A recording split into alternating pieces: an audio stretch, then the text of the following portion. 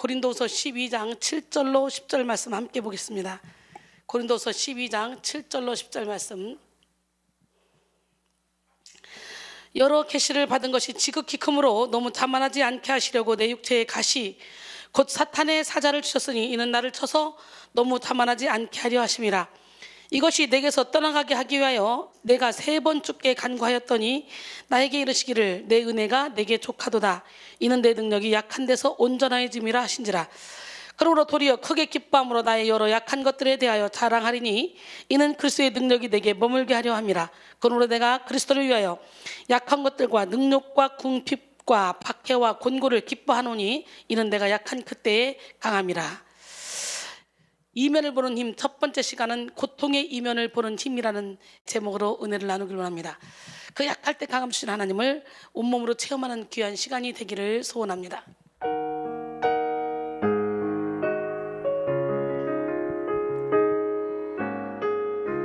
약할 때 강함 되시네 나의 보배가 되신 주 나의 모든 것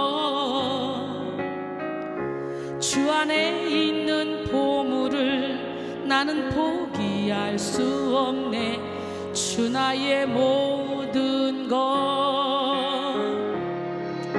예수 어린 양 존귀한 이름 예수 어린 양 존귀한 이름 십자가 죄 사하셨네. 주님의 이름 찬양해. 주 나의 모든 것 쓰러진 나를 세우고 나의 빈잔을 채우네. 주 나의 모든 것 예수 어린 양 존귀한 이름 예수 어린 양 존귀한 이름 예수 어린 양 존귀한 이름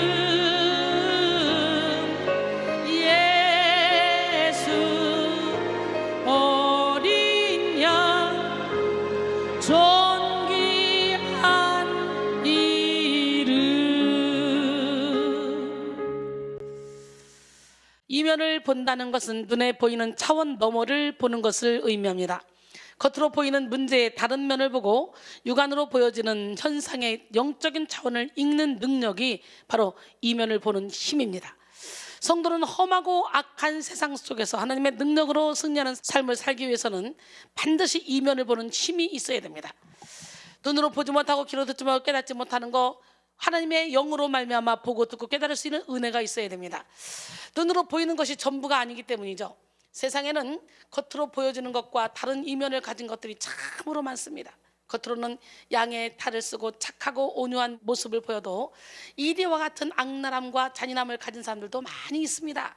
얼핏 보기에는 축복과 형통의 모습을 담고 있는 것 같아 보여도 사실상 영혼의 생명을 위협하는 미혹과 환난의 사건도 많이 있습니다. 그러므로 우리는 겉으로 보이는 것 이면을 통찰하고 진가를 판단할 수 있는 실력을 겸비해야 합니다. 우리가 살아가고 있는 세상은 날이 가면 갈수록 거짓과 위선이 늘어만 갑니다. 가게에서 물건을 팔 때 좋은 물건을 잘 보이는 자리에 놓고 눈가림에서 상하고 질이 떨어지는 물건도 같이 파는 것은 이제 거짓 축에도 들지 않는 당연한 현실이 되었어요. 과일을 사도 위에 것은 좋은 거 놓고 밑에 건 좀 안 좋은 거 놓는데 그래도 사람들이 이렇게 보고도 그냥 당연한 현실이 돼서 그냥 사죠. 이제 이 세상은 정치, 경제, 문화, 교육, 예술 등등 사회 전반에서 거짓이 만연한 세상이 되어버렸어요. 이것이 참으로 안타까운 일이지 않습니까? 이기고 성공하기 위해서 적당히 거짓말하고 위선으로 포장하는 것은 인생을 살아가는 하나의 처세술처럼 여겨지는 시대가 되었단 말이죠. 최근 유명 인사들이 자신의 거짓들이 드러나면 먹고 살려다 보니 어쩔 수 없었습니다. 시계 일명 생계형 거짓말이었다고 해명합니다. 탈진실이 이 시대를 대표하는 키워드가 될 정도로 거짓이 판을 치고 있습니다. 이전에 절대적으로 신뢰했던 언론 보도도 이제는 편파적인 경우가 많아졌고, 다수에게 노출되는 인터넷 댓글 여론조사 결과, 데이터 분석 결과도 상당 부분 이렇게 드루킹 등의 조작의 결과임이 밝혀졌습니다.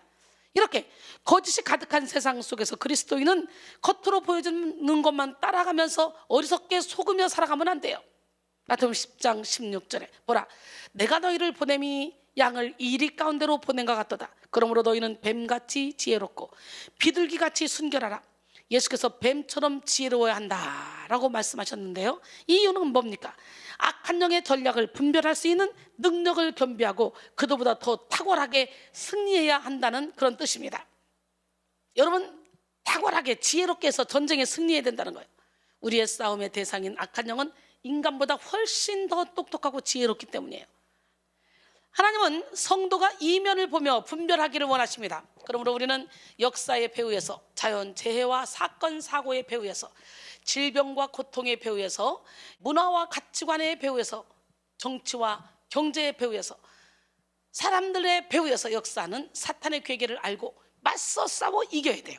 우리는 지금 문화라는 이름으로, 예술이라는 이름으로, 인권이라는 이름으로 공격해 들어오는 이 사탄과 정면 대치 상황 가운데 있습니다. 예를 들어 할로윈데이라는 것이 있죠. 이것은 영미권에서 매년 10월 31일에 치러지던 축제입니다. 그때 되면요, 아주 그냥 모든 물건도 쫙 할인을 해요. 일주일 동안 하더라고요. 일주일 동안. 미국 캐나다 보니까 어느 순간인가 우리나라에도 이 할로윈데이 이게 들어와서 자리를 잡았어요. 어느 순간에 할로윈데이는 호박의 눈과 입을 뚫어서 장식을 하고 악마 분장 파티 같은 것을 하는데요, 전 사탄 숭배자였다가 회심하고 지금은 복음 사역을 하고 있는 존 라이레즈는 2017년 10월 11일 기독일보와의 인터뷰를 통해서 이렇게 밝힙니다. 사탄 숭배자로서 할로윈은 우리에게 매우 특별했다. 우리는 이 날을 기념하기를 학수고대했는데, 왜냐하면 우리는 밤의 배후에 있는 의미와 어둠의 권세를 알았기 때문이었다. 사악한 마술의 세계에서 할로윈은 다른 모든 날의 밤과 매우 달랐다. 이것은 오늘날 내가 기독교인들에게 성금요일과 부활주일이 당신에게 얼마나 중요합니까? 라고 말하는 것과 같다. 할로윈은 어둠의 세계에 거하는 자들에게 그러한 무게감과 중요성을 가지고 있다. 나는 할로윈에 이르기까지의 그 날들을 기억한다. 우리 악마 숭배자들은 악마의 세계로부터 우리가 무엇을 해야 할지에 대한 지시를 받았고 그날이 긴 밤이 될 것이라는 것을 알았다. 나는 할로윈에 자정을 준비하기 위해 하루 종일 자면서 휴식을 취하곤 했다. 그리고 자정부터 아침에 새벽까지 이 세상의 지옥을 촉발시킬 수 있었다라고 했어요. 우리는 우리 삶의 전 영역을 하나님이 위에서부터 허락하시는 분별력과 통찰력을 발휘하며 정확하게 이면을 보고 분별하고 성령이 아닌 다른 영의 역사에 대해서 대적하고 살아야 됩니다. 요한일서 4장 1절에 사랑하는 자들아, 영을 다 믿지 말고 오직 영들이 하나님께 속하였나 분별하라. 많은 거짓 선자가 세상에 나왔습니다. 그랬어요. 간사한 사탄은 위장술에 능합니다. 교활한 사탄은 자신이 존재하지 않는다는 식으로 위장하고 진화론과 같은 인본주의의 배후에서, 물질 만능주의 배후에서, 외모지상주의 배후에서, 그리고 세상 풍조의 배후에서 수많은 범죄와 악의 배후에서 역사합니다. 사냥꾼이 토끼나 새를 잡기 위해 덫을 놓을 때 먹잇감으로 덫을 위장하듯이 마귀는 자신의 교활한 발톱을 전면에 드러내지 않고 숨어서 역사합니다. 저번에 보니까 낚시를 하는데요, 물고기 같은 모양의 가짜 모형을 가지고 낚싯대에 걸어가지고 돌아다니더라고 사람들이. 그래서 저기 뭐 하는 거야? 그랬더니 물고기를 잡아먹기 좋아하는 물고기들이 먹잇감으로 알고 그걸 잡아먹을 때 물을 때 끌어올린다는 거예요. 옛날에는 지렁이 주고 막 이랬잖아요. 지렁이 밥 잡아다가. 그런데 요즘은 또 그렇게 머리를 쓰더라고. 물고기들도 머리가 또 좋은가? 지렁이 밥 안 먹나? 왜 또 그런 걸 쓰지? 그래서 마귀의 관계에 넘어간 사람들은 영적 존재를 인정하지 않는 것이 아주 세련된 지성인의 사고방식이라고 생각합니다. 그리고 너무도 합법적으로 보여지는 세상 가치관들을 총동원해서 교회와 하나님의 법을 대적하고 창조 질서를 무시합니다. 이들은 철저히 사단에게 조종을 당하면서도 사탄의 존재조차 알지 못합니다. 그런데 예수를 믿는다고 하면서도 영적인 세계의 무지한 사람들도 이런 사탄의 관계에 속아서 의도와 다르게 사탄의 하수인 노릇을 하는 일이 많이 있죠. 이면을 보지 못하기 때문에 하나님을 위해서 일을 한다고 하면서도 하나님을 대적하는 사람들이 있는 것이죠. 오늘 우리는 이면을 보지 못하고 영을 분별하지 못할 때 얼마나 어리석은 삶을 살게 되는지 깨닫고 영을 깨워야 합니다. 무엇보다 우선적으로 이면에서 역사하는 영을 분별하고 시대를 분별할 수 있는 능력을 받아야 됩니다. 베드로전서 5장 8절로 9절 근신하라 깨어라. 너희 대적 마귀가 우는 사자같이 두루다니며 삼킬 자를 찾나니 너희는 믿음을 굳건하게 하여 그를 대적하라. 이는 세상에는 너희 형제들도 동일한 고난을 당하는 줄 알미라 그랬어요. 야고보서 4장 7절 그런즉 너희는 하나님께 복종할지어다 마귀를 대적하라. 그리하면 너희를 피하리라 그랬어요. 마귀는 가만 놔둬서 나가는 게 아니라 대적해야 돼요. 보이는 육의 세계는 모두 보이지 않는 영의 세계의 다스림을 받습니다. 영의 세계는 성령 아니면 악령입니다. 그러므로 우리는 육의 세계에서 나타나는 열매로 이면에 역사하는 영적 세력을 분별할 수 있어야 돼요. 성령의 역사에는 언제나 생명과 평안을 동반하는 성령의 열매가 맺히고, 악령의 역사에는 언제나 상처와 죄악을 동반하는 어둠의 일, 육체의 일들이 일어납니다. 마태복음 7장 15절로 20절 거짓 선자들을 삼가라. 양의 옷을 입고 너에게 나오나 속에는 누략질하는 일이라. 그들의 열매로 그들을 알지니 가시나무에서 포도를 또는 엉겅퀴에서 무화과를 따겠느냐. 이와 같이 좋은 나무마다 아름다운 열매를 맺고 못된 나무가 나쁜 열매를 맺나니 좋은 나무가 나쁜 열매를 맺을 수 없고 못된 나무가 아름다운 열매를 맺을 수 없느니라. 아름다운 열매를 맺지 아니하는 나무마다 찍혀 불에 던져지느니라. 이러므로 그들의 열매로 그들을 알리라. 우리가 참종인지 거짓종인지 우리가 분별하기 위해서는 다른 거 볼 필요 없어요. 열매를 보면 돼. 열매를.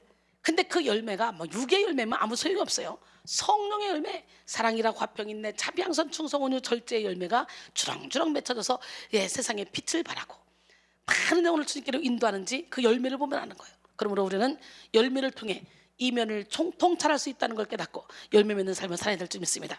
그런데 열매도 섣불리 봐서는 안 돼요.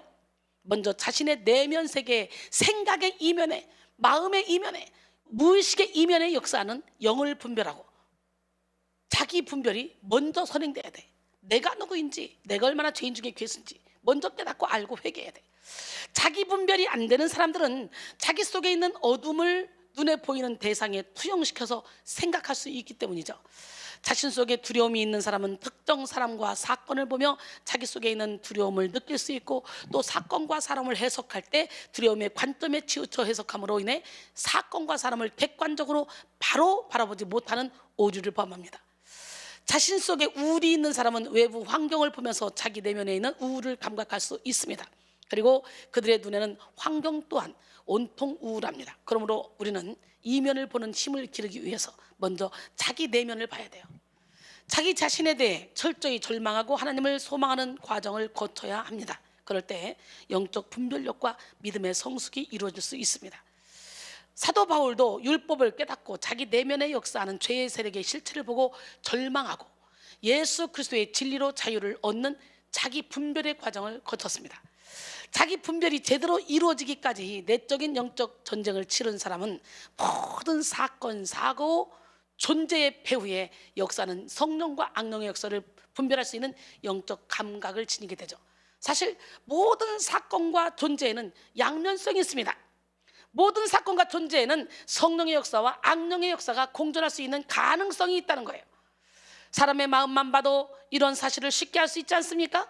사람의 마음은 성령의 역사가 나타나는 생명의 근원이기도 하지만 동시에 악령의 역사가 일어나는 심히 부패한 장소이기도 하잖아요. 잠언 4장 23절 모든 지킬 만한 것 중에 더욱 내 마음을 지키라. 생명의 근원이 이에서 납니다 그랬고, 예레미야 17장 9절로 10절 만물보다 거짓되고 심히 부패한 것은 마음이라. 누가 등이 이를 알려마는 나 여호와는 심장을 살피며 폐부를 시험하고 각각 그의 행위와 그의 행실대로 보응하나니 그랬어요. 여러분, 자기 내면의 양면성을 보고 내면의 부패를 십자가에 못 박은 사람은 마음에서 솟아나는 충만한 생명력을 누리며 살아갈 수 있습니다. 마찬가지로 우리는 모든 존재와 사건의 이면을 보고 성령의 인도를 구할 때 사탄에게 속지 않고 승리할 수 있습니다. 이면을 보고 이면에서 역사하는 어둠의 세력을 대적할 때 우리는 고통과 박해, 상처와 미혹, 절망과 죽음 앞에서도 은혜와 생명, 자유와 능력을 누리며 성령의 열매를 맺는 삶을 살 수 있습니다. 우리 안에서 역사하시는 성령님은 역전의 하나님이시기 때문이에요. 살아계신 하나님은 공허를 진리로 뒤집어 버리고 혼돈을 질서로 이기며 어둠을 빛으로 바꾸시는 좋으신 하나님이십니다. 그 하나님은 바로 여러분의 하나님이에요. 우리가 어떤 역경과 환난을 만나도 그 문제의 이면에서 역사하시는 성령님을 주목하기만 하면 성령으로 말미암는 역전의 역사를 경험할 수 있습니다. 이면에서 역사하시는 하나님의 섭리를 깨달을 때 칠 수밖에 없는 상황에서 승리하게 되고 주저앉을 수밖에 없는 상황에서 일어서게 되며 망할 수밖에 없는 상황에서 성공할 수 있습니다. 바로 이 시간 예수 그리스도의 이름으로 이면을 보는 힘을 간구하는 우리 모두가 되기를 원합니다.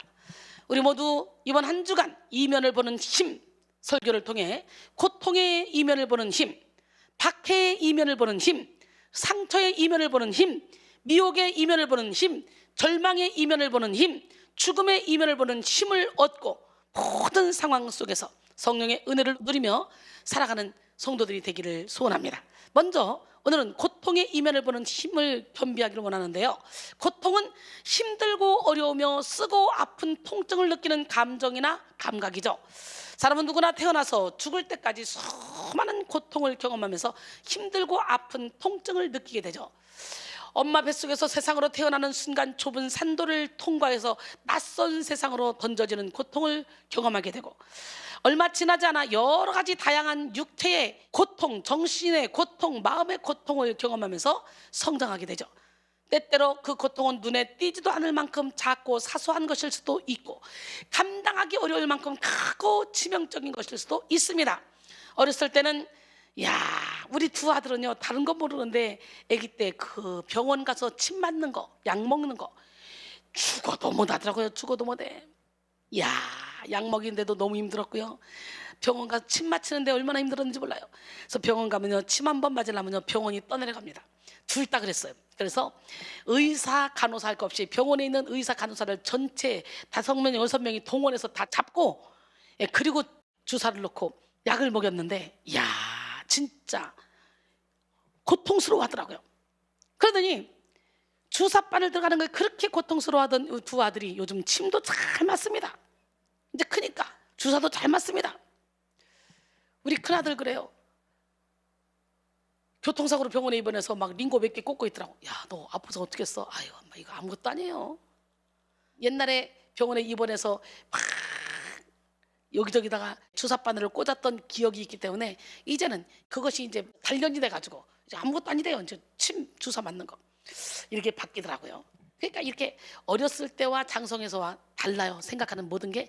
지금도 침 주사 무서운 사람 참 많죠. 저는요 링겔 맞을 때 제일 무서워요. 2번 3번 꽂을 때 막 돌아버리게 됐어요. 그래서 가면 나는 혈관이 약하니까 잘 놓는 사람 놔주세요. 잘 놓는 사람 어떨 때는 2번 3번 꽂고 막 그러기도 하는데 아주 진짜 두려워요. 그 공포야 공포. 근데 침은 또 잘 맞아요. 침은 내가 또 침 체질인가 봐. 아주 침 맞고 나면 막 몸이 휙 날아가는 것 같아. 우리 하나님 살아계신데 이렇게 쉽게 이겨낼 수 있는 고통도 있고 또 아무것도 아닌데도 어렵게 힘들게 당하는 고통도 있죠. 여러분 그 누구에게도 이해받을 수 없을 것이라 여겨지는 수치스러운 절망스러운 고통도 있습니다. 사람들은 누구나 여러 가지 고통 속에 살아가지만 그 어떤 누구도 고통을 달갑게 느끼거나 즐거워하지는 않죠. 일반적으로 사람들은요 아프고 힘겨운 고통을 싫어합니다. 대개 사람들은 고통스럽고 힘든 일은 기피하면서 고통 없는 삶을 원하죠. 고통을 피하는 사람들은 진통제를 맞기도 하고 마취제의 힘을 빌리기도 하죠. 산모들의 경우에는 출산의 고통을 줄이기 위해서 무통주사를 맞기도 합니다. 그러나 그 누구도 고통 없는 삶을 살 수는 없습니다. 인생은 그 자체가 고통이에요. 한 가지 문제가 해결되면 또 다른 문제가 나타나고 현재의 극심한 고통이 줄어들면 예기치 못한 또 다른 고통이 찾아오는 것이 인생이에요. 가장 무서운 고통은 육신의 고통이 아니라 영혼의 고통이에요. 영적으로 고통을 당하면 우울증 걸리거나 정신질환 걸리거나 자살하고 싶거나 정말 무서운 현상들이 일어나죠. 마태복음에서는 인간은 존재적 우울의 고통을 가지고 태어난다라고 했습니다. 아담과 하와의 범죄 이후로 원죄를 가지고 태어난 우리 인간은 아무런 문제나 결핍이 없는 상황 속에서도 내재된 죄가 만드는 고통에 시달리는 삶을 살 수밖에 없어요. 결국 죄의 속성에 물들어 태어나 일평생 죄의 지배를 받는 인간은 죄로 인해 고통을 받고 고통으로 인해 다시 죄를 지으며 고통과 죄로 번복된 삶을 사는 운명이 되었습니다. 로마서 3장 10절로 18절 기록된 바 의인은 없나니 하나도 없으며 깨닫는 자도 없고 하나님을 찾는 자도 없고 다 치우쳐 함께 무익하게 되고 선을 행하는 자는 없나니 하나도 없도다. 그들의 목구멍은 열린 무덤이요 그 혀로는 속임을 일삼으며 그 입술에는 독사의 독이 있고 그 입에는 저주와 악독이 가득하고 그 발은 피 흘리는데 빠른지라. 파멸과 고생이 그 길에 있어 평강의 길을 알지 못하였고 그들의 눈앞에 하나님을 두려워함이 없느니라 함과 같으니라 그랬어요. C.S. 루이스는요, 고통의 가능성은 영혼들이 서로 마주치는 세계의 존재 그 자체에 이미 내재되어 있다. 영혼들이 약해질 때에는 틀림없이 이런 가능성을 이용하여 서로를 해치려 들 것이다. 인간이 겪는 고통의 5분의 4는 여기에 그 근원이 있다. 곰과 채찍과 감옥과 노예와 총과 총검과 폭탄을 만든 이는 하나님이 아니라 사람이다. 우리의 가난과 과로는 자연의 심술 때문에 생기는 것이 아니라 인간의 탐욕 내지는 어리석음 때문에 생기는 것이다 라고 했어요. 고통은 죄의 다른 이름입니다. 그러므로 죄에서 자유하지 못한 사람은 고통에서 자유로울 수가 없습니다. 미세먼지가 사람의 깊은 내부까지 깊이 침투해서 무서운 질병을 유발하듯이 죄는 우리가 느끼지 못하는 마음의 밀실, 영혼의 밀실까지 침투해서 깊은 고통을 만들어냅니다. 결국 사람들은 저마다 질병의 고통, 관계의 고통, 마음의 고통, 영혼의 고통에 시달리며 신음소리를 내면서 살아갑니다. 모든 사람들이 이 고통 때문에 아파하지만 그 누구도 이 고통을 해결할 수 있는 완전한 방법을 찾아내지 못했습니다. 선행을 많이 해서 고통을 상쇄시키려고 하고 명상을 통해 마음의 치료를 시도하지만 모두가 헛될 뿐입니다. 인간이 만든 노력은 진통제에 지나지 않다는 거예요.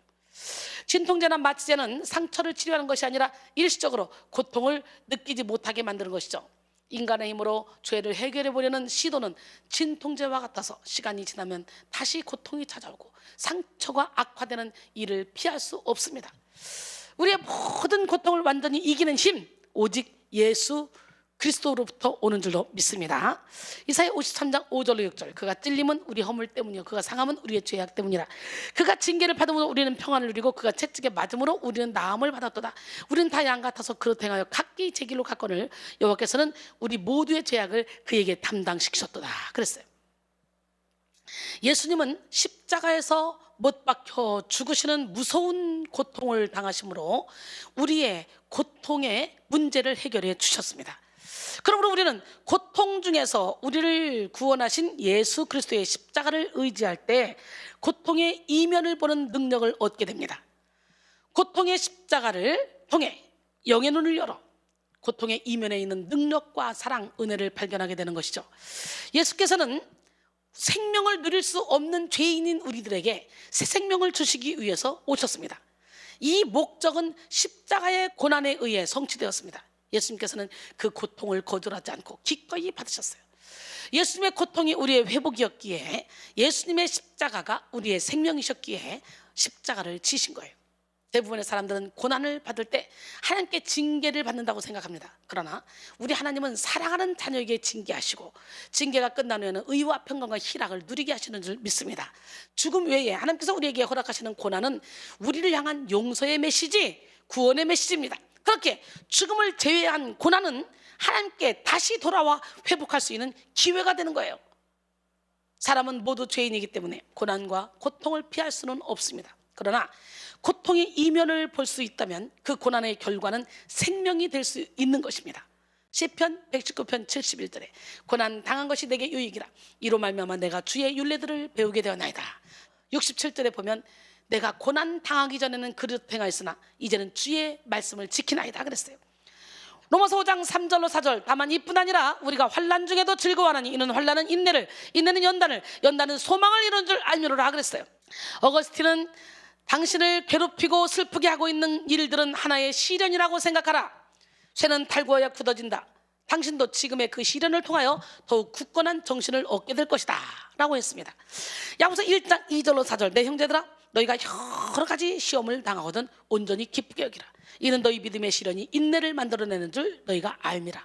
인내를 온전히 이루라. 이는 너희로 온전하고 구비하여 조금도 부족함이 없게 하려 함이라 그랬어요.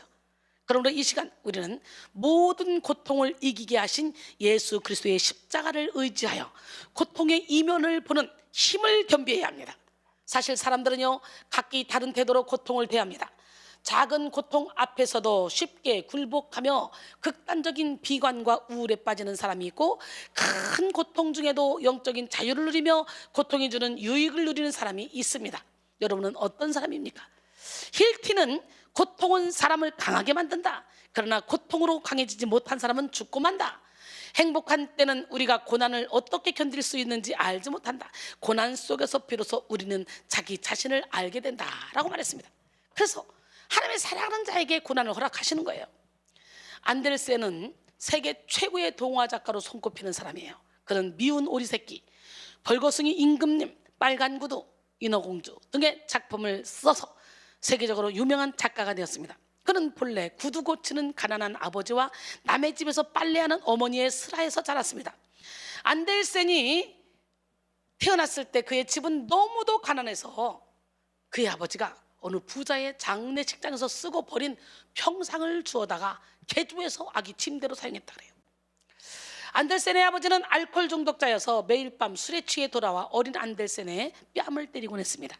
안델센은 그런 가정 환경 속에서 학교도 제대로 다닐 수가 없어서 초등학교를 중퇴했습니다. 그래서 그는 동화를 쓰도록 도움을 줄 문학 수업은 단 1시간도 받지 못했어요. 그런데 그런 환경에서 자라난 안델센은 세계를 놀라게 한 아름다운 동화를 썼습니다. 어떻게 그런 환경에서 그토록 아름다운 동화를 쓸 수 있었냐고 사람들이 묻자 안델센은 다음과 같이 대답했습니다. 나는 나의 불편한 환경 속에서도 베풀어진 축복을 붙들기로 했습니다. 나는 비록 아버지가 무서운 때도 많았지만 아버지가 들려주는 이야기를 듣기를 즐거워했고, 나는 나의 가난한 다락방에 누워 상상하기를 즐거워했습니다. 나는 나의 아버지가 여전히 좋은 분이라고 믿었고, 나의 가난한 집을 나의 축복이라고 믿었습니다. 생각해보면 나의 역경은 나의 축복이었지요. 나는 가난했기에 성냥팔이 소녀를 쓸 수 있었고, 내가 못생겼다고 놀림받았기에 미운 오리새끼를 쓸 수가 있었지요 라고 말했어요. 안델센이 고통을 선용하여 세계 최고의 동화 작가가 되었듯이 역사를 바꾼 위대한 업적을 남긴 사람들은 보통 극한 삶의 고통을 만날 때 위대한 열매를 맺었습니다. 파스테르는 반신불수의 상태에서 질병에 대한 면역체를 개발했고요. 프란시스 파크맨은 시력이 약해 종이에 커다란 글씨로 써서 미국사라는 20권의 대작을 집필했습니다. 에디슨은 청각장애자였으나 측은기를 발명했고, 밀턴은 시각장애인이었지만 영국 최고의 시인으로 칭송받았습니다. 프랭클린 루즈벨트는 소아마비였으나 미국의 대통령이 되어 미국을 경제 대공황에서 회복시켰습니다. 고통 앞에 건강한 태도를 취하는 사람들은 고통을 인생의 디딤돌로 삼고 고통을 통해 인생의 진보를 이루어갑니다. 그런데 고통 앞에 병든 태도를 취하는 사람들도 많이 있죠. 감당하기 힘든 고통 앞에서 믿음과 소망을 잃고 의지를 놓은 사람들은 패닉 상태에 빠져서 모든 감각을 상실하기도 합니다.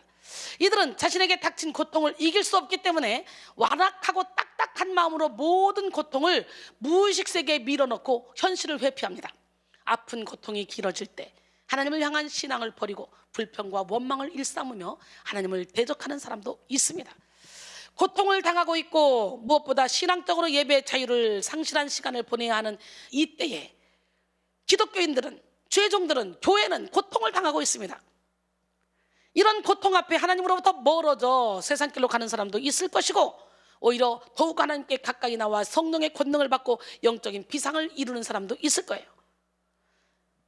어저께 오후에 다 예배 오전만 온라인으로 예배를 녹음하고 문 닫고 이제 식사하러 갔는데, 오후에 이렇게 보니까 교회 문 앞에서 계단에 앉아서 막 울고 있더래요. 누가?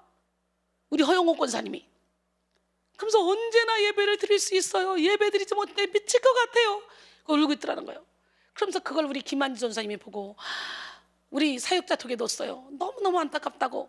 그랬더니 우리 사역자들이 다 막 눈물을 흘리는 그런 심정으로 그 카톡에다가 정말 너무 안타까워요. 너무너무 가슴 아파요. 빨리빨리 이 대면 예배가 회복돼야 될 텐데 막 그러면서 안타까워했어요. 그러니까 기도가 저절로 나올 수밖에 없겠죠. 옛날에 이 대면 예배 드릴 때는 이것이 그렇게까지 소중한 줄 몰라서 예배도 적당히 늦게 오고 적당히 시간 때우다가 가고 막 그랬던 줄 많았잖아요. 그런데 이렇게 어려운 일을 겪다 보니까 야, 우리 교회는 정말 뜨거운 교회인데 뜨거운 교회가 주일 예배도 못 드리다 보니까 단톡이 이게 활성화가 안 돼요. 이렇게 보니까 영혼들이 막 시들시들해지는 게 느껴져요. 너무너무 가슴이 아파요. 여러분 절대로 영혼들 시들해지지 마시고 매일 실시간으로 이렇게 온라인 예배를 드리기 때문에 여러분 그 자리에서도 최선을 다해 예배를 드리셔서 영을 깨우시길 원합니다. 네, 우리 인간이 참 간사해요. 생명 맞춰 주님의 일을 할 것 같이 하다가도 예배 한두 번, 두세 번 빠져버리면 나태해지고 그러다 보면 믿음이 점점 떨어지게 되고 기쁨을 잃어버리게 되고 평강을 잃어버리고 이렇게 하면서 다시 가치관이 세상으로 바뀌게 되는 그런 연약한 인간이라는 걸 깨닫고 허리띠를 졸라 매시길 원합니다. 우리 하나님은 살아계십니다. 여러분, 팀 켈러는요, 고통은 우리를 고통 이전의 상태로 내버려 두지 않습니다. 고통은 우리를 더 나은 사람으로 만들어 주든지 아니면 더 나쁜 사람이 되게 하든지 할 것입니다. 고통은 우리를 좀 더 긍휼이 있는 사람으로 만들어 주든지 아니면 냉소적인 사람으로 만들어 주든지 할 것입니다. 그리고 그 고통은 여러분을 하나님께로 더 가까이 인도하든지 아니면 하나님으로부터 더 멀어지게 하든지 할 것입니다. 좋은 쪽이든 나쁜 쪽이든 고통은 우리를 있는 그대로의 모습으로 내버려 두지 않습니다 라고 말했어요. 고통의 멍에 벗으려고 주님께로 나와야 돼요. 오늘 여러분의 영혼이 고통의 멍에를 벗기 위해서 주님께로 나와서 간절한 마음으로 예배를 드리고 찬양해야 될 줄로 믿습니다. 기적의 하나님은 살아계십니다.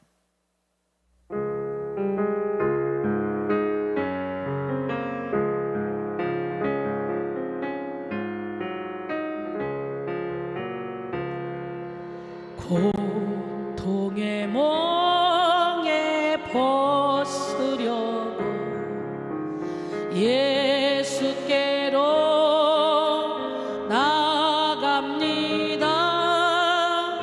자유와 기쁨 베푸시는 주께로 갑니다.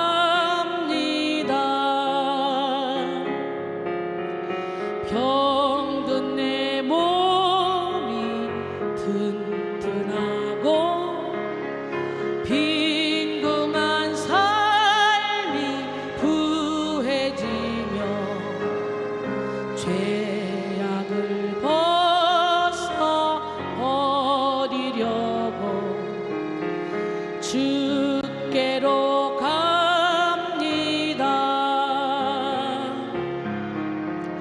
낭패와 실망 당한 뒤에 예수께로 나갑니다.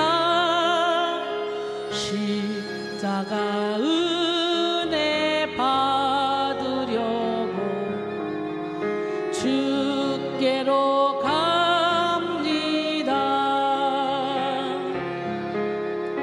슬프던 마음 위로받고 이 생의 풍파 잔잔하며 영광의 찬송 부르려고 주께로 갑니다.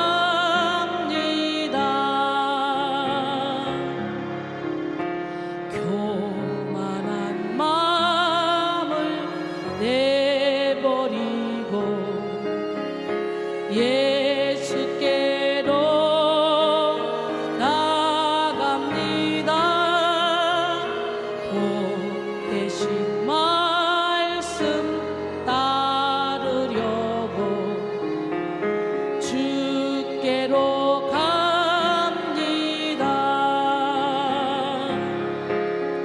실망한 이 몸 힘을 얻고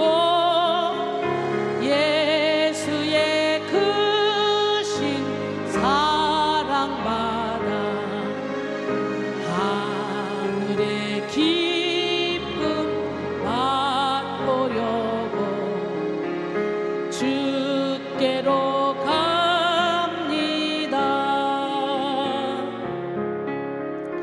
죽음의 길을 벗어나서 예수께로 나갑니다. 영원한 집을 바라보고 주께로 갑니다.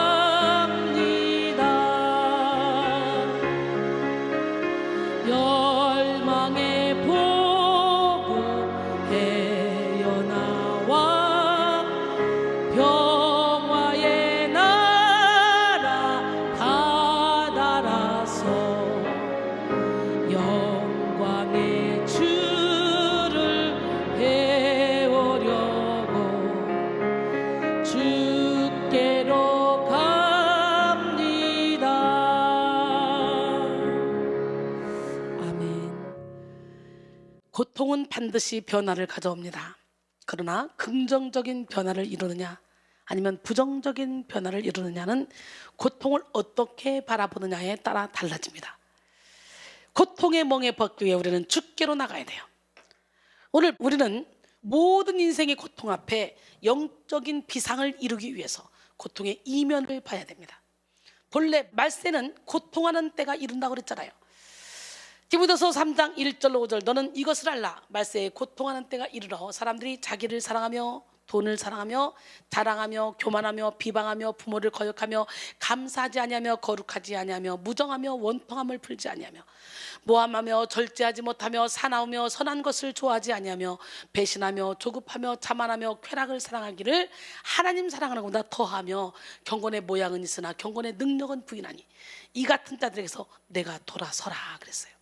사도 바울은 말세를 고통하는 때라고 했습니다. 여기서 고통하는 이거를 헬라어로 칼레포이라고 하는데요, 귀신 들린이라는 뜻을 가지고 있어요. 귀신 들린. 칼레포이는 신약 성경에 딱 2번 사용되는 단어입니다. 오늘 본문 1절과 가다라 지방에 귀신 들린 두 사람의 사나운 상태를 묘사하는 마태복음 2장 28절에 등장합니다. 마태복음 2장 28절에 또 예수께서 건너편 가다라 지방에 가심에 귀신 들린 자 둘이 무덤 사이에서 나와 예수를 만나니 그들은 몹시 사나워 아무도 그 길로 지나갈 수 없을 지경이더라 그랬어요. 즉 말세에 고통하는 때에는 말세는 귀신 들린 시대임을 나타내는 말입니다.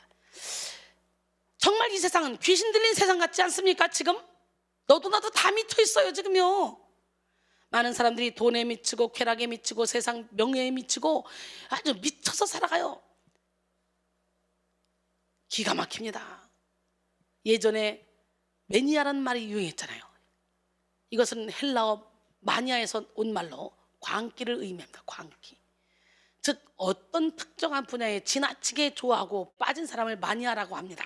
자동차에 미친 자동차 마니아, 게임 마니아, 여행 마니아, 음악 마니아, 운동 마니아 등등 여러 종류의 마니아들이 있습니다. 그런데 마니아들은 자신이 좋아하는 대상을 우상화시키죠. 말세에 악한 영들에게 장악되어 살아가는 사람들은 자기를 사랑하고 돈을 사랑하고 자랑하며 교만하며 비방하기에 미친 행동을 정상인 것처럼 여기고 거룩하지 않고 무정하며 선한 것을 좋아하지 않기 때문에 죄를 죄라고 여기지도 않습니다. 말세 사람들이 느끼는 고통은 이런 죄가 만든 미친 정서, 미친 행동, 미친 인생으로 말미암은 것입니다. 그러나 하나님의 자녀된 우리는 죄가 만든 저주의 고통이 아니라 복음을 위해 고통받는 영광을 누리게 됩니다. 예수님은 험하고 악한 세상 속에서 신앙의 지조를 지켜나가기로 결단한 사람들에게 박해와 핍박의 고통이 있을 것이라고 예고했습니다. 요한복음 15장 18절로 21절 세상이 너희를 미워하면 너희보다 먼저 나를 미워한 줄 알라. 너희가 세상에 속하였으면 세상이 자기 것을 사랑할 것이나 너희는 세상에 속한 자가 아니오 도리어 내가 너희를 세상에서 택하였기 때문에 세상이 너희를 미워하느니라. 내가 너희에게 종이 주인보다 더 크지 못하다 한 말을 기억하라. 사람들이 나를 박해하였은즉 너희도 박해할 것이요 내 말을 지켰은즉 너희 말도 지킬 것이라. 그러나 사람들이 내 이름으로 말미암아 이 모든 일을 너희에게 하리니 이는 나를 보내신 이를 알지 못함이라 그랬어요. 존 파이퍼 목사는 믿음을 근육에 비유했습니다. 믿음은 근육 조직과 같습니다. 한계까지 압력을 가하면 그것은 약해지는 것이 아니라 더욱더 강해집니다. 당신의 믿음이 위협을 당하고 시험받고 한계점까지 압박을 받으면 그 결과 견디는 용량이 늘어나게 됩니다. 하나님은 믿음을 너무나 사랑하셔서 이를 순결하고 강하게 유지하도록 하기 위해 한계점까지 믿음을 시험하실 것입니다. 하나님은 우리의 진심을 다한 믿음을 너무나 가치 있게 여기십니다. 그렇기에 세상 속의 모든 것들을 기쁘게 가져가실 것입니다. 심지어 우리의 생명까지도 말입니다 라고 했어요.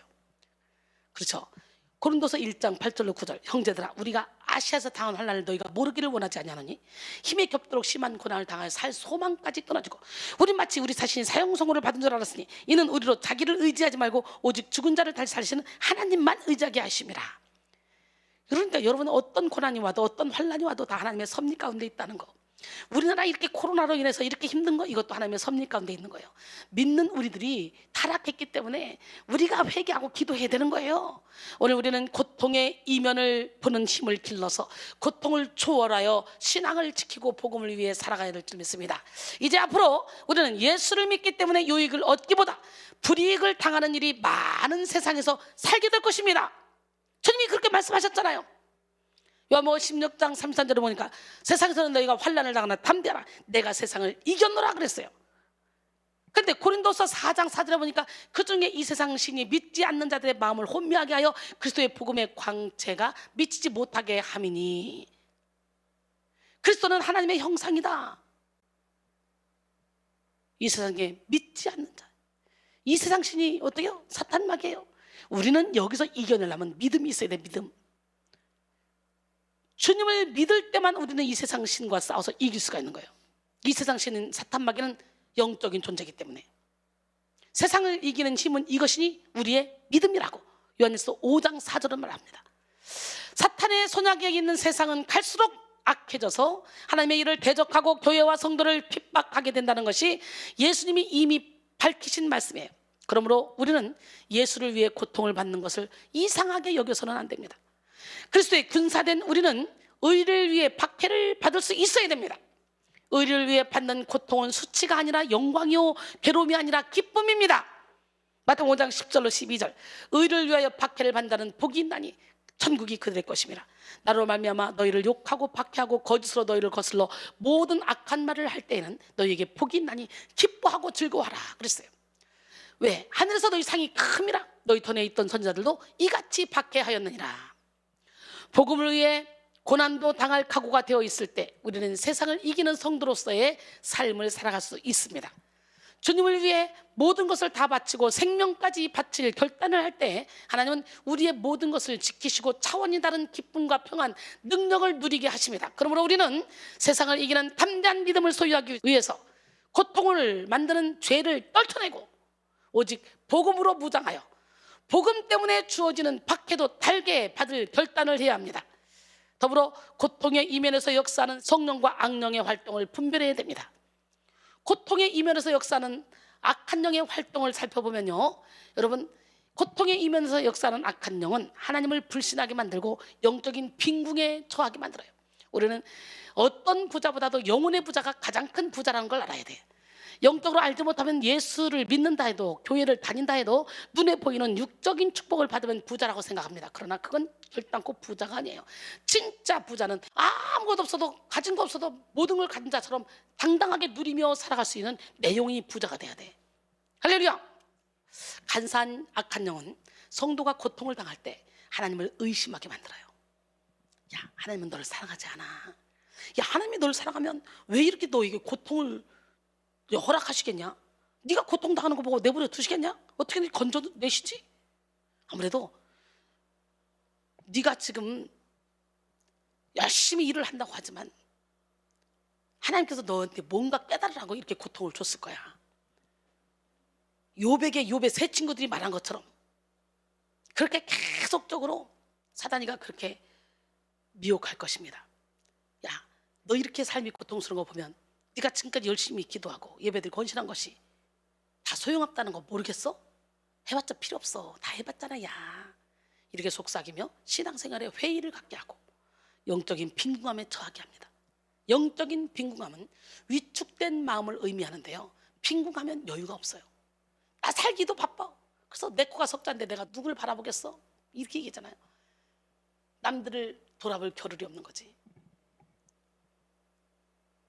인생의 본질, 인생의 우선순위를 고민하고 추구하기보다 그저 하루하루를 견디는 삶을 살게 됩니다.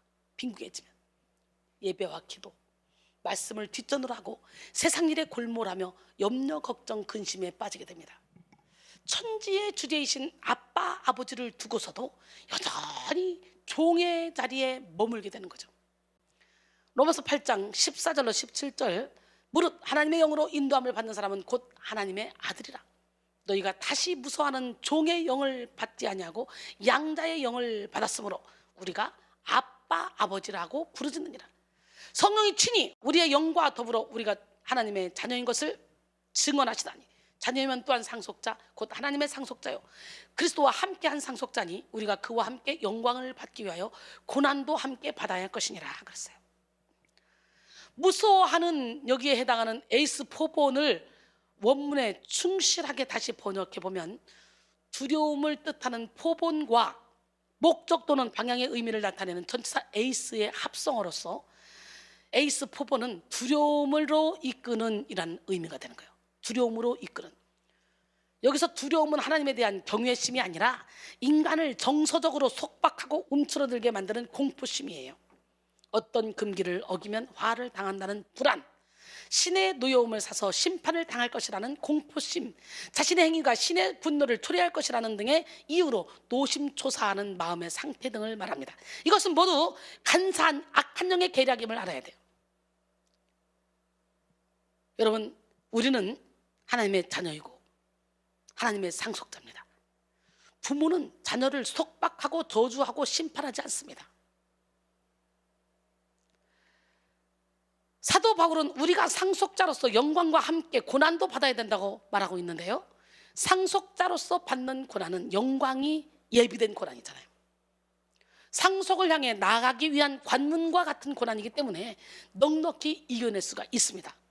우리는 하나님의 자녀로서의 우리의 정체성을 분명히 하고 고난을 대해야 됩니다.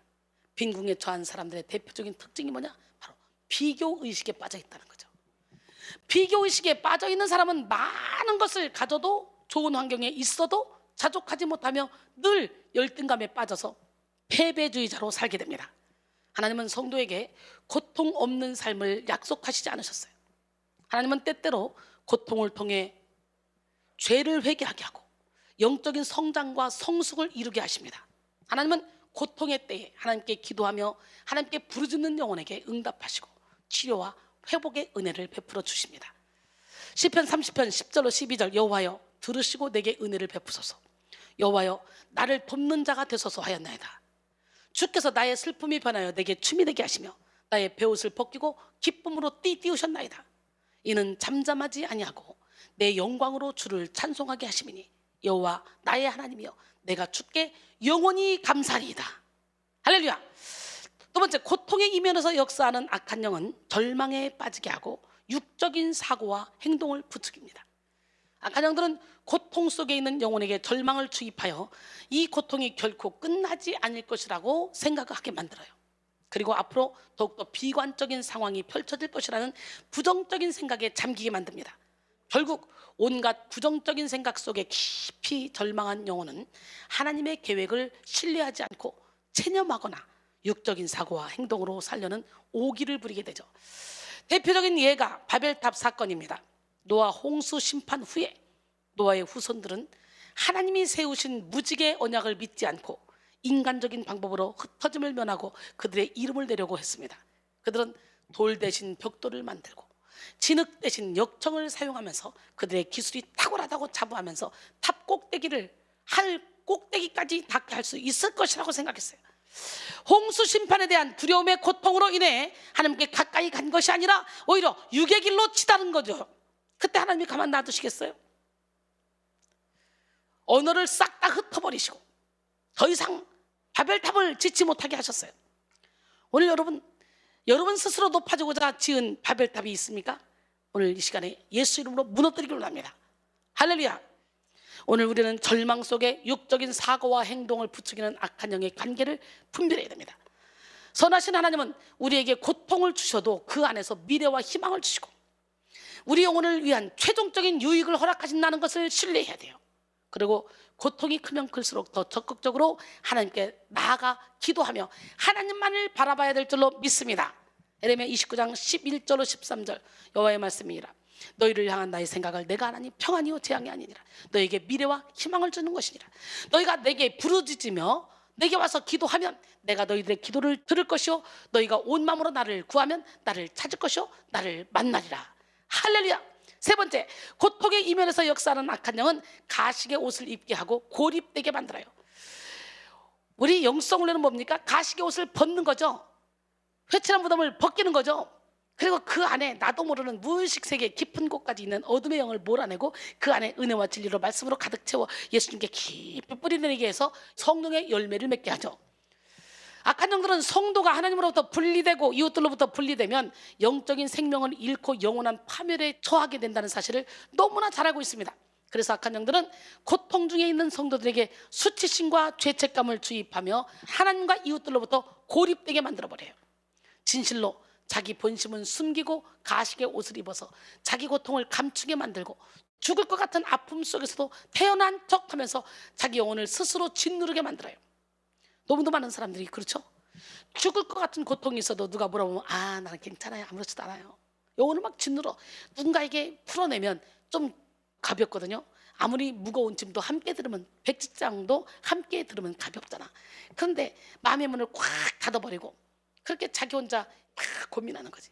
오늘 확 내 마음을 털어낼 수 있는 그런 동역자를 많이 만들기를 원합니다. 그러면 내가 고통스러워 넘어져 있을 때 누군가 날 위해서 기도하고 있다는 거지. 누군가 널 위해 기도하네. 오늘 함께 찬양하면서 찬송 중에 권한 하나님 만나기를 원합니다.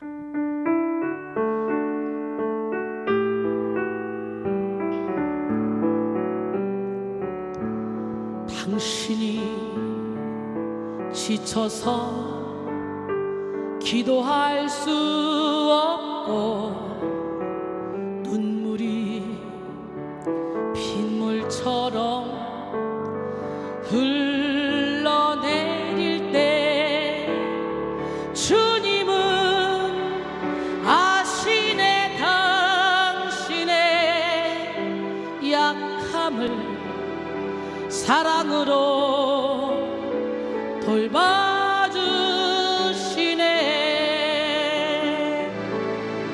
누군가 널 위하여 누군가 기도하네. 내가 홀로 외로워서 마음이 무너질 때 누군가 널 위해 기도하네. 당신이 외로이 홀로 남았을 때 당신은 누구에게 위로를 얻나. 주님은 아시네 당신의 마음을 그대 홀로 잊지 못함을.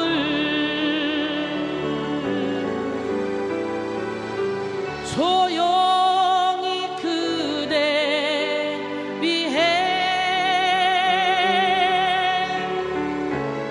누군가 기도하네.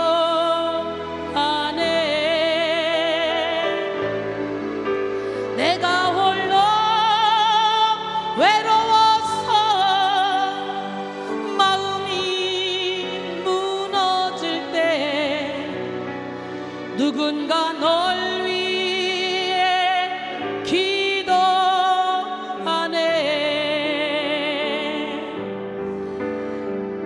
예수님 날 위해 기도하네.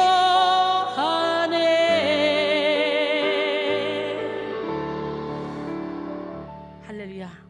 여러분, 예수님은 지금 날 위해 중보기도 하고 계십니다. 그리고 우리 영혼의 샘 선교센터, 그리고 우리 백성교회 사랑하는 성도님들은 매일 여러분들을 위해 기도하고 있습니다.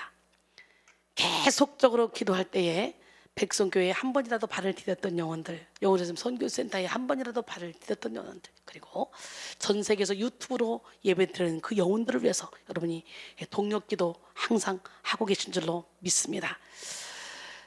비본질에 집착하면서 외식하는 삶을 살게 하는 게 사탄의 장난이죠. 체면에 빠진 채 영혼의 본질을 놓치게 만드는 게 사탄의 장난입니다. 고립되어 있는 사람은 자신의 생각에만 빠져서 그 누구의 말도 듣지 않습니다. 결국에는 스스로가 만든 자아의 세계에 갇히게 되죠. 그래서 사회적 외톨이가 될 뿐만 아니라 감정적 외톨이, 문화적 외톨이, 경제적 외톨이, 이렇게 외톨이가 되어 스스로를 파멸로 이끌어갈 수밖에 없는 거예요. 하지만 성령님은 고통의 이면에서 본질이 무엇인지 알게 하시고 가장 정직한 자신의 본심에 직면하게 하십니다. 우리는 고통의 때에 가식의 옷을 입게 하는 악한 영의 계략을 물리치고 가장 정직하고 진실한 모습으로 하나님께 나가야 됩니다. 주님은 우리가 환난을 당했을 때에 어린아이처럼 주님을 부르짖어 찾기를 원하십니다. 모든 허례허식을 버리고 아버지 하나님을 향한 전적인 신뢰로 주님께 달려오기를 원하십니다. 시편 50편 15절에 환난날에 나를 부르라, 내가 너를 건지리니 네가 나를 영화롭게 하리라 그랬어요. 바로 이 시간 여러분 모두에게 고통의 이면에서 역사하는 악한 영의 역사를 볼 수 있는 영의 눈이 활짝 열리길 원합니다. 고통의 이면에서 역사하는 악한 영은 언제나 우리를 하나님으로부터 분리시키는 데 초점을 맞춥니다. 우리는 고통의 때에 정신 차리고 사탄에게 속지 말아야 돼요. 고통의 때에 적극적으로 예배를 드리고 부르짖어 기도하며 하나님께 가까이 나가야 됩니다. 하나님께 가까이 가면 고통의 이면에 놓인 하나님의 선하신 의도를 깨닫게 됩니다. 고통의 때에 하나님의 음성에 귀를 기울이고 잠깐의 고통을 통해 얻게 되는 영원한 영광이 무엇인지 파악하는 우리 모두가 되기를 원합니다. 성 어거스틴은 다음과 같이 말했어요. 고통이란 수놓은 천을 보는 것과 같다. 천의 뒷면을 보면 많은 색깔의 실이 무질서하게 얽혀 있어 보기 흉하다. 고통이 괴로움이나 부조리로만 느껴지는 것은 우리가 고통의 뒷면만 보기 때문이다. 천의 앞면을 보면 무수한 실이 아름다운 형태와 색채로 수놓아져 있다. 하나님께서 역사를 움직이심을 믿는 사람들은 고통스러운 혼잡함을 뚫고 아름다운 미래를 볼 수 있다라고 했어요. 여러분, 옛날에 우리 참 학교 다닐 때 자수 많이 했네요. 그죠? 우리는 고등학교 다닐 때도 자수 예쁘게 해가지고 여러 가지 모양을 참 많이 만들었어요. 그 뒷면을 보세요. 여러 가지 실이 엉켜서 하나도 안 이뻐요. 이렇게 하나님은 모든 것을 합력하여 선을 이루어요. 앞면을 보면 아름답잖아. 로마서 8장 28절 우리가 알거니와 하나님을 사랑하는 자 곧 그 뜻대로 부르심을 입은 자들에게는 모든 것이 합력하여 선을 이룬다 그랬어요. 유명한 화가들은요 막 여러 가지 색깔을 막 짬뽕을 하죠. 도대체 저렇게 이상한 칙칙한 색깔을 만들어 뭘 하려고 해? 그런데 그렇게 짬뽕해서 너무도 아름다운 빛깔을 내는 그림을 그리죠. 그런 것처럼 합력하여 선을 이루신다는 거지. 하나님이 사랑하는 자녀에게 고난을 허락하고 싶겠어? 좋은 것만 주고 싶으시지. 자녀인데. 그러나 우리에게 좋은 것만 주고 단맛만 주면 우리가 성장하지 못하기 때문에 아프고 힘드시지만 하나님은 우리에게 쓴맛, 단맛, 신맛, 짠맛, 매운맛 여러 가지 고통의 맛을 허락하셔서 그 고통의 맛을 보혈의 피로 버무려 아주 인생의 깊은 맛을 내게 하시는 거예요. 그래서 이 세상에 어떻게 돌아가든 관계없이 누가 우리를 그리스도의 사랑에서 끊으려 환난이나 공고나 박해나 기근이나 적시나 위험이나 칼이랴 사망이나 생명이나 전사들의 권사들의 현재이나 장래이나 능력이나 높음이나 기쁨이나 다른 어떤 피조물도 우리를 그리스도 예수 안에 하나님의 사랑에서 끊을 수 없다. 당당하게 말하며 이 땅에서도 천국을 누리며 살게 만들어 주시기 위한 거죠. 그래서 고난이 유익인 거예요. 여러분, 사도 바울은 유대교회에 심취해서 예수님을 믿는 교회와 성도를 박해했다가 빛으로 오신 예수님을 만났어요. 다메섹 도상에서. 그리고 회심했어요. 회심한 바울은 유대인들로부터 엄청난 미움과 공격을 받죠. 유대인들 중에는 바울을 죽이기까지는 먹지도 마시지도 않겠다고 결의한 사람이 40여 명이나 되었다고 합니다. 사도행전 23장 12절로 13절 날이 새매 유대인들이 당을 지어 맹세하되 바울을 죽이기 전에는 먹지도 않냐고 마시지도 않냐겠다 하고 이같이 동맹한 자가 40여 명이었더라 그랬어요. 기가 막히죠. 유대인들은 집요하게 바울의 사역을 반대했고 공격했습니다.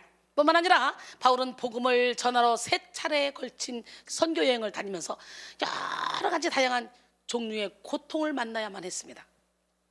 고린도서 11장 23절 28절 그들이 그리스도의 일꾼이냐? 정신없는 말을 하거니와 나는 더욱 그러하도다. 내가 수고를 넘치도록 하고 옥에 갇히기도 더 많이 하고 매도 수도 없이 맞고 여러 번 죽을 뻔하였으니 유대인들에게서 40에서 하나 감한매를 5번 맞았으며 3번 태장으로 맞고 1번 돌로 맞고 3번 파선하고 일주야를 깊은 바다에서 지냈으며 여러 번 여행하면서 강의 위험과 강도의 위험과 동족의 위험과 이방인의 위험과 시내의 위험과 광야의 위험과 바다의 위험과 거짓 형제 중에 위험을 당하고 또 수고하며 애쓰고 여러 번 자지 못하고 줄이며 목마르고 여러 번 굶고 춥고 헐벗어노라. 이 외의 일은 고사하고 아직도 날마다 내 속에 눌리는 일이 있으니 곧 모든 교회를 위하여 염려하는 것이다 그랬어요. 바울은 복음을 전하면서 수도 없이 많은 박해를 받았고 죽을 뻔한 고비를 수차례 넘겨야 했습니다. 억울하게 모함을 당하기도 했고 형제들로부터 배신을 당하기도 했으며 여러 번 자지 못하고 줄이며 목말라야 했던 고통을 당했습니다. 하지만 바울은 그 어떤 고통에도 해를 받지 않았어요. 바울은 고통의 이면을 보는 사람이었기 때문에 오히려 예수 그리스도를 위해 고난을 당하는 것을 영광으로 여겼잖아요. 로마서 8장 16절로 18절 성령이 친히 우리의 영과 더불어 우리가 하나님의 자녀인 것을 증언하시나니 자녀면 또한 상속자 곧 하나님의 상속자요 그리스도와 함께한 상속자니 우리가 그와 함께 영광을 받기 위하여 고난도 함께 받아야 할 것이니라. 생각하건대 현재의 고난은 장차 우리에게 나타날 영광과 비교할 수 없도다 그랬어요. 그런 바울이 견디기 어려워 3번이나 기도하며 사라지기를 원했던 고통이 있었어요. 바로 오늘 본문에 나오는 육체의 가시죠. 고린도서 12장 7절로 8절 여러 계시를 받은 것이 지극히 크므로 너무 자만하지 않게 하시려고 내 육체의 가시 곧 사탄의 사자를 주셨으니 이는 나를 쳐서 너무 자만하지 않게 하려 하심이라.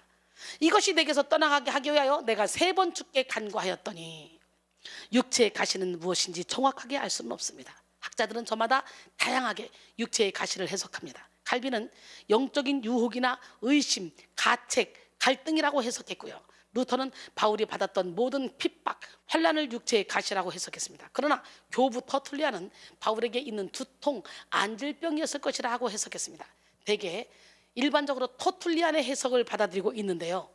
바울의 안질병은 평생을 괴롭힌 고질병이었다고 봅니다. 이외에도 바울이 말한 육체의 가시를 언변이 탁월하지 못했던 바울의 언어장애로 보거나 못생긴 외모로 보는 학자도 있습니다. 고린도서 10장 10절에 그들의 말이 그의 편지들은 무게가 있고 힘이 있으나 그가 몸으로 대할 때는 약하고 그 말도 시원하지 않다 하니, 그러니까 말빨이 별로 없었나 봐요. 글은 잘 쓰는데 몸도 약했나 봐요.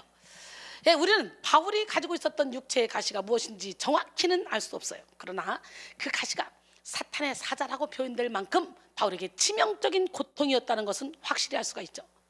바울은 육체의 가시가 자신을 찔러올 때마다 한없는 초라함, 비참함, 절망과 고통을 느꼈을 것입니다. 이 가시로 말미암아 결정적인 순간마다 한없이 낮아지는 자신을 발견했을 것입니다. 그래서 그는 그 고통이 제발 사라지게 해달라고 하나님께 3번씩이나 간구했어요. 유대사회에서 숫자 3은 완전 수입니다. 즉 3번 간구했다는 것은 절박한 심정으로 할 수 있는 대로 기도를 한 것이죠. 그런데 하나님은 바울에게 신유의 응답을 주시지 않았어요. 하나님이 3번이나 간절하게 기도한 바울에게 주신 것은 고통의 이면을 보는 힘이었습니다. 오늘 우리도 고통의 이면을 보는 힘을 받아야 돼. 힘을. 문제가 아니라 문제의 의미를 모르는 것이 문제야. 많은 그리스도인들이 하나님께 간구하며 기도에 대한 응답이 이루어지지 않을 때 어려워하는 모습을 보죠. 하나님이 자신의 기도대로 응답하시지 않으면 하나님의 존재에 대해서 의심하고 원망합니다. 하지만 하나님은 우리에게 가장 좋은 것을 주시기 원하시는 분이에요. 그러기에 우리에게 기도 응답되지 않는다? 하나님 입장에서 보면요, 그것이 응답일 수가 있다는 거지. 하나님은 우리에게 가장 유익이 될 만한 것으로 응답해 주시기를 원합니다. 우리에게 해가 되는 건 안 줘요.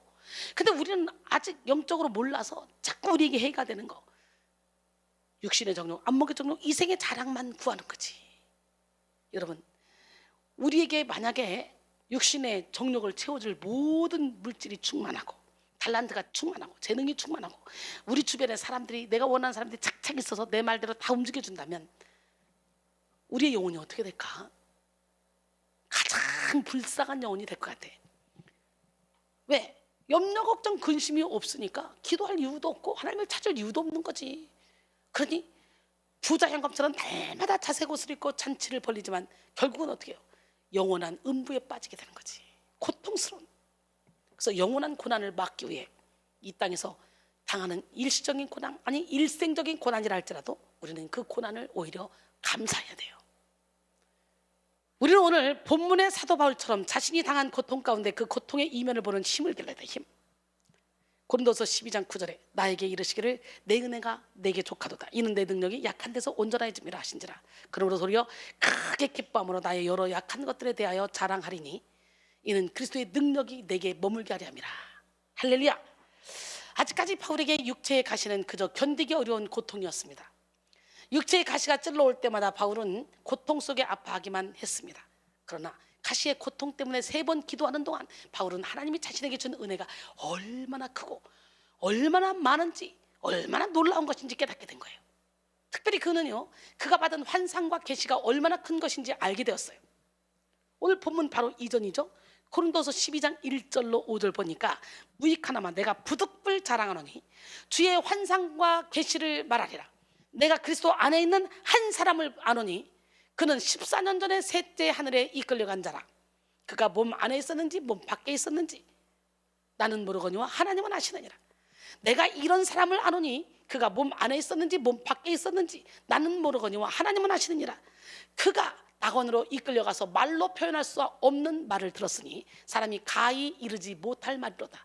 내가 이런 사람을 위하여 자랑하겠으나 나를 위하여는 약한 것들 외에 자랑하지 않냐리라 그랬어요. 여러분, 저도 여기 갔다 왔거든요. 저도 가서 가히 이르지 못할 주님의 말씀을 들었거든요. 저는 자주 갔어요. 그러니까 갔다 와봐야만 알아. 영적인 세계에 들어가 봐야만 알아. 저도 내가 몸 안에 있었는지 몸 밖에 있었는지 몰랐거든요. 분명히 지금 거실에서 가족들이 얘기하는 소리가 들리는데 나는 지금 내 영혼은 천국에서 주님과 대화하고 있어요. 영적인 세계에 깊이 들어가면 사도 바울이 체험했던 이런 신비한 체험도 하게 됩니다. 여기서 환상은 헬라어로 와타시아스인데요, 초자연적이며 기적적으로 어떤 실체를 보는 것을 뜻합니다. 사실 바울은 자주 환상을 경험했습니다. 처음 예수님을 만날 때도 다메섹 도상에서 환상을 통해서 만났고 선교 여행 중에도 환상을 통해 성령의 인도를 받았습니다. 사도행전 16장 9절에 밤에 환상이 바울에게 보이니 마게도냐 사람 하나가 서서 그에게 청하여 이르되 마게도냐로 건너와서 우리를 도우라 하거늘. 뿐만 아니라 장래 일을 알게 하시는 성령의 계시를 통해서 자신이 예루살렘에 가면 결박과 환난을 만나게 될 것을 알면서도 죽음을 두려워하지 않고 사명을 향해 전진하기도 했습니다. 사도행전 20장 23절로 24절 오직 성령이 각 성에서 내게 증언하여 결박과 환난이 나를 기다린다 하시나 내가 달려갈 길과 주 예수께 받은 사명 곧 하나님의 은혜의 복음을 증언하는 일을 마치려 하면은 나의 생명조차 조금 더 귀한 것으로 여기지 아니하노라 그랬어요. 바울이 경험한 환상 체험은 인간의 이성으로 이해할 수 없는 초월적인 사건이었습니다. 특히 환상으로 3층천을 체험한 경험은 인간의 언어로 표현할 수 없는 너무도 신비로운 것이었습니다. 그는 환상으로 낙원에 이끌려가서 말로 표현할 수 없는 말을 들으며 사람들에게 알려져서는 안 되는 신적 비밀을 깨닫게 되었죠. 바울은 육체의 가시 때문에 기도하다가 하나님이 자신에게 허락하신 환상과 계시가 그를 자만하게 만들 수 있을 만큼 크고 경이로운 것이었음을 깨달았어요. 이 은혜가 자신에게 족한 은혜임을 깨닫게 된 거죠.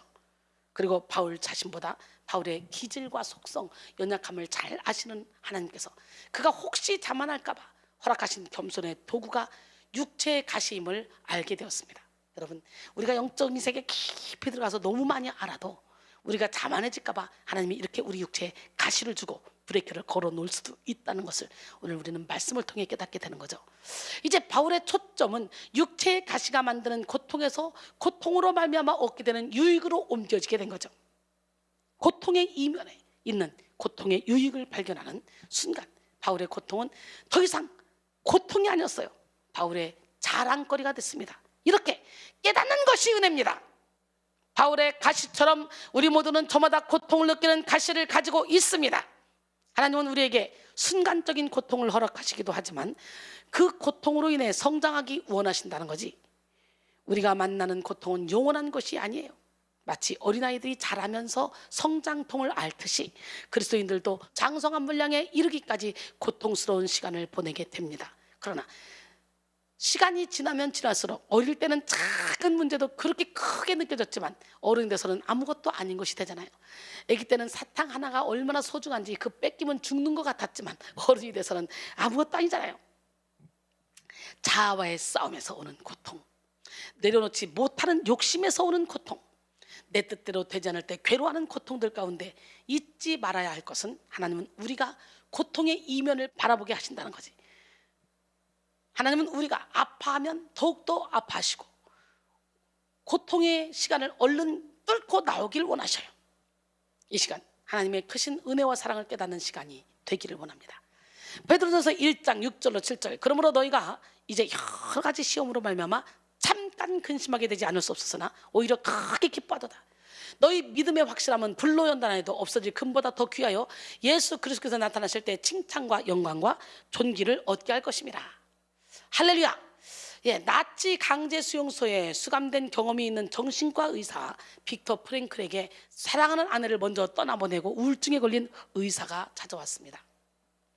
그는 빅터 프랭클에게 자신이 너무나도 사랑했던 아내를 먼저 보내니 인생을 살아가야 될 이유를 찾지 못하겠다고 말했습니다. 그러자 프랭클은 그에게 만약 그가 먼저 죽고 아내가 살았다면 어떻게 될 것 같냐라고 물었어요. 당신이 먼저 죽고 당신의 아내가 먼저 살았다면 어떻게 될 것 같습니까? 물었어.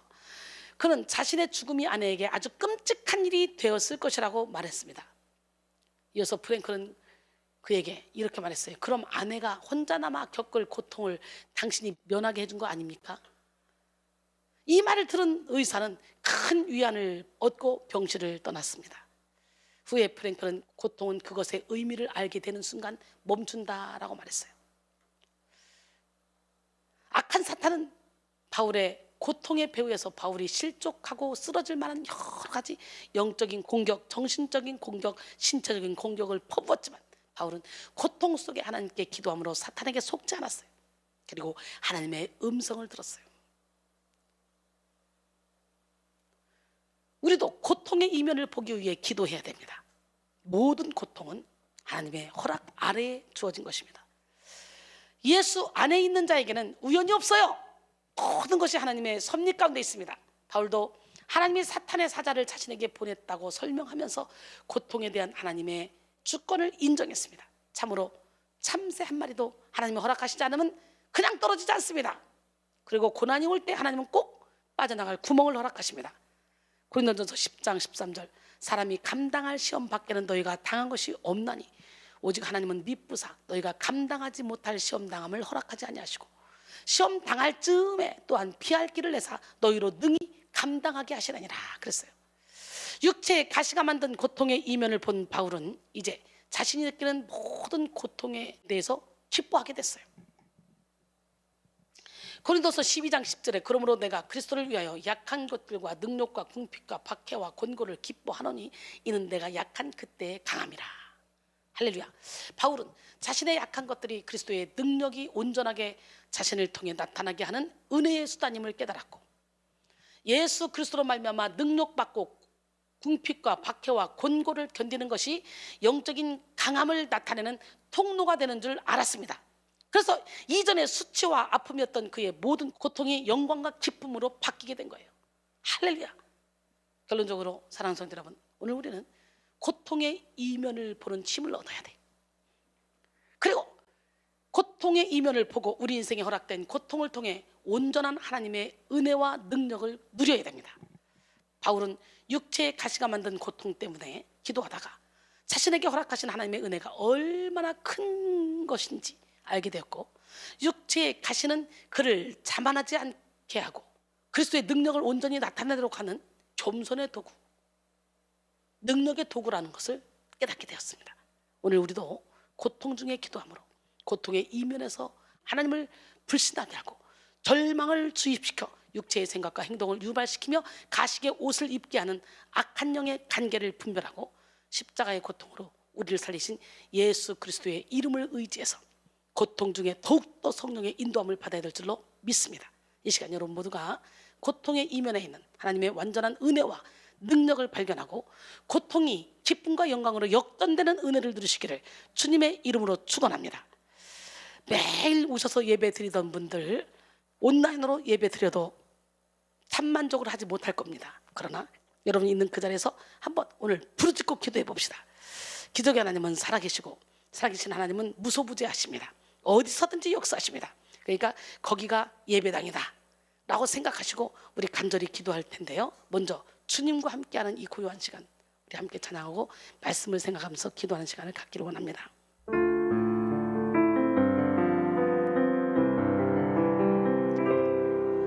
주님과 함께하는 이 고요한 시간, 주님의 보좌 앞에 내 마음을 쏟네.